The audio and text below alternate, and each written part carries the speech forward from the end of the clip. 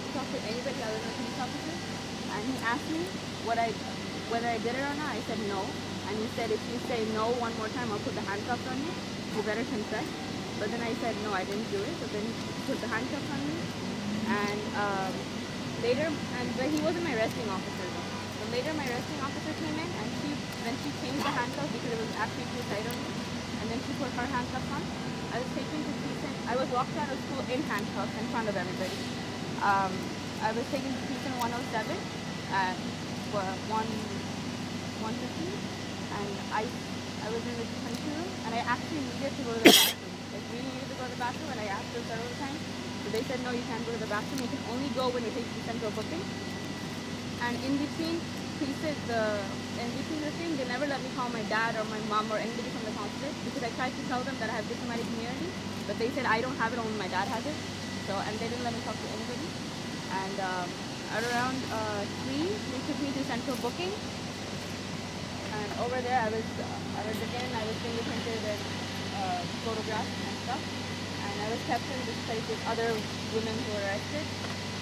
And then I wanted to make a phone. I wanted to go to the bathroom. They said use the bathroom in your cell. And the bathroom in the cell is basically it's like lots of people in this place, and it's like a tiny bathroom, and you have to basically go to the bathroom in front of everybody. And I asked them for water. They said you have to drink water in your cell. And there was like somebody threw up in the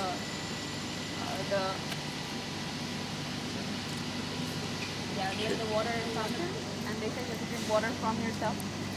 So, and I was only allowed to be, and they move you from one cell to another to very close to the judge, and I was only allowed to call my dad at like, I called him like in the evening, like at 5, but I was there since 3 because they moved me to the next cell, and then only I was allowed to call him.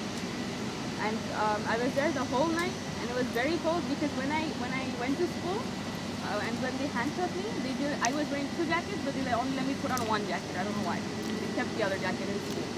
And so it was very cold inside, and the food was absolutely horrible because it was just stale bread and cheese. And the mattresses were very dirty, and the blankets and stuff, like they just like throw blankets at you and they expect you to sleep in it. So basically it was just me and this other girl who was also 17, 18, and there was this tiny bench, and we slept on the bench. We switched sides to sides because once we were sleeping on it, we got up and then one part of our arms were like inflated, so we have to switch like throughout the night, and it was very cold inside. Deepika, what was your experience in school before all this happened? I mean, were you enjoying school? Were you happy? Yeah, my school was actually okay. Like I joined 2nd semester of 11th grade, and I had very good teachers in 11th grade. But 12th grade, I had Miss Kim Ross, and 12th grade, basically 12th grade, I joined, and then my grandmother died, so I had to go back to India for a pretty long period of time, and I came back, and that's when all of this started. But why don't you tell them a little bit about Miss Ross's getting stumped on math questions? Miss Kim Ross is my advanced. I'm in advanced placement calculus BC class, which is a step above calculus AB, and she's my teacher. And basically, that's what she is. She teaches other classes, but she's basically an AP teacher. But she gets, she does stuff on the board, and then she gets stuck, and then she either waits for other students to come help her, or she goes to her textbook and she looks at the answer, just writes the answer down. She's like, I don't know how it happened, but somehow this happened. And she just gives homework and expects people to figure it out themselves. Why do you think she falsely accused you of sending those email messages? Let me answer that. I'd like Okay, sure. Go ahead, Tim. I've listened enough. Okay, Tim. Go ahead. Go ahead. I really don't know. Did you feel any animosity from her? I think the main reason she suspected me and this other kid was because when the first emails were sent, they tried to track it somewhere, and the guy who actually sent it, he lives around my building, and so these people said it's your building IP address from school, and that's what they told Miss Kim Ross too. And then she thought, and I was the only one who had her in that building as a teacher, and there was one word written in French, and I speak French.